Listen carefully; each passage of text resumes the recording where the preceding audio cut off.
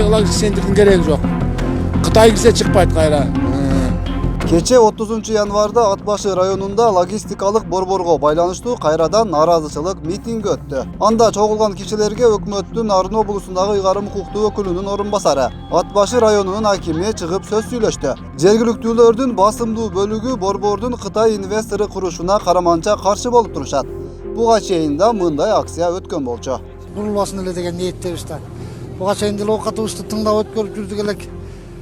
Боло берет эми. Эмне кылабыз эми? Могу дүйнөдө килейген державалар кирген Кытайларды чыгара албай атат, анан биз кинеде Кыргызстан ага алыбыз келбейт. Ат башыда болгону 50 000 калк жашайт.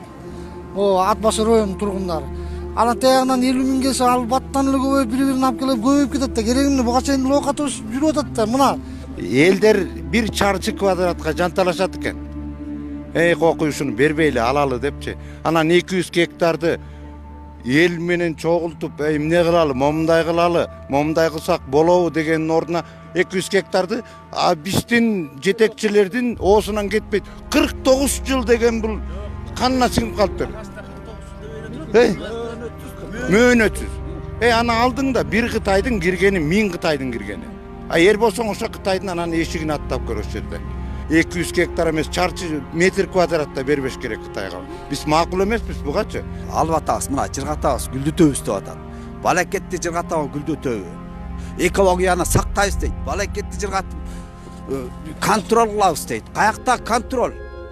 Керек болсо үйүндөгү бир баласына контроль кыла алышпайт жанакыларчы. Кумтөрдү мына контроль кылабыз дейт эле. Каякта контроль болду мына акыры жүрүп. Мына бүт катастрофа болуп атат. Дүйнөлүк катастрофага айланганы калды ужечи. Эгер бияка логистикалык борбор курулса, дүйнөлүк катастрофага айланат. Бу жерде бир Кытай инвестор дейт. 5% Кытай келет дейт. Каякта 5%? Ал өзү билет да инвестор болгондон кийинчи. 5 Кытай алып келет, 10 Кытай алып келет. Бир Кытай 1000 Кытайды ээрчитип келет. 1000 Кытай миллион Кытайды ээрчитип келет. Миллион Кытай болгон калкты ээрчитип келет. Өзүңүздөр деле ойлобойсуз, бу тарыхты артка карап, бир тарыхты карап кылча айтсаңыздар. Калыгул атанын айтканы деле мындай окубайсыздарбы мындай? Азыр биз 21-кылымда жашап атабыз. Курсун, мен каршы эмесмин. Бирок Кытай эмес. Биздин мамлекет, өзүбүз мамлекет курсун. Мына бизде толтура, алихаттар толтура. Биз мисалы мен например айтайын.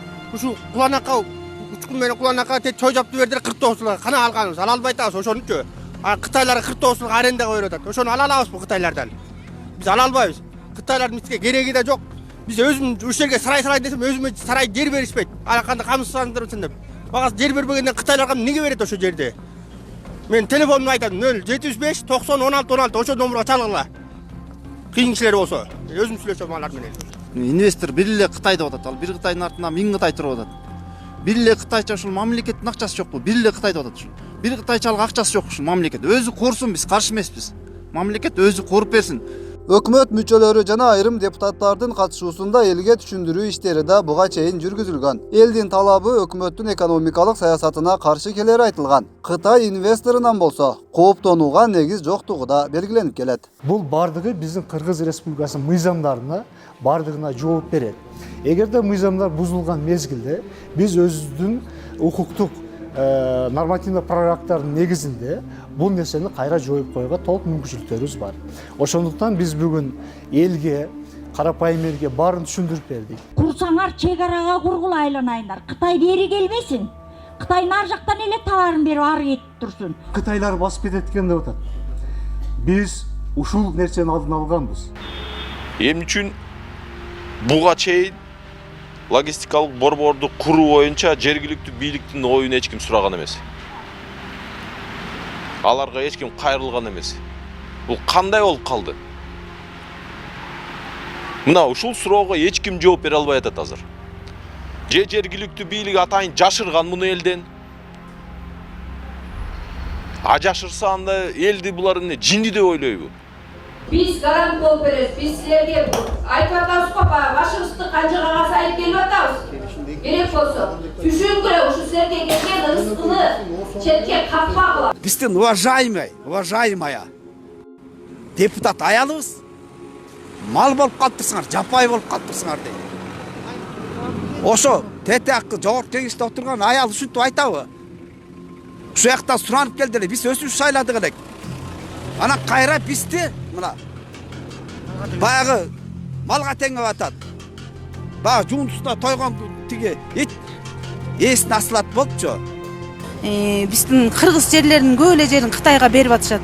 Деги эле бир киреше кирди деп элге бир отчет берген маалыматын уккан жокпуз чоңдордон.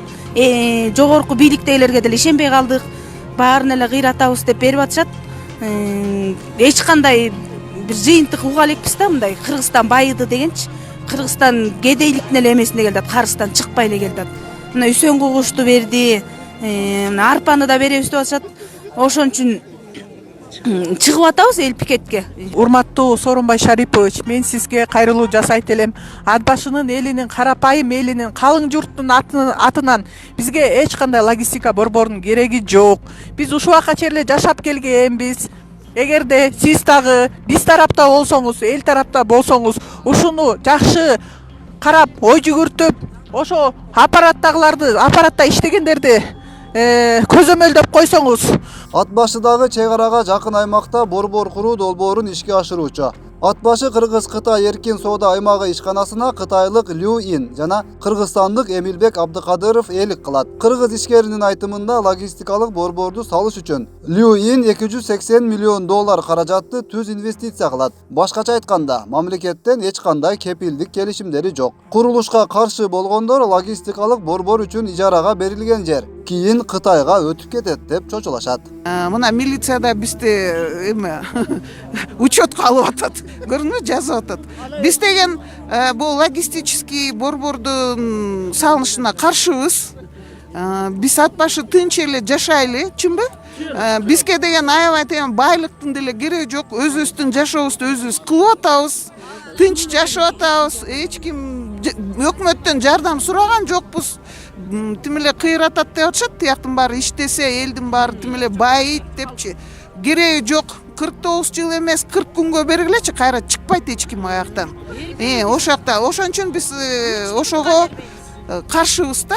Ушул атка минерлерге кайрылып айтарым, ушул жердеги бизди тынч жаткан элди тынч эле койгула. Андан көрөкчө ошол 120 депутат 30тан бөлүшүп алып чек араны барып жап, ошону бүтүргүлө. Тажикти бүтүргүлө, Өзбекстанды бүтүргүлө, Казакстанды бүтүргүлө. Кум төрдү барып чечип бүтүргүлө, ушунун баарына. Тынч жаткан ат башыны тынч эле койгула эми. Биз ар дайым ушул жерде чыгабыз, биз каршыбыз, биз эл мененбиз. Өткүрбек Рахманов, регион.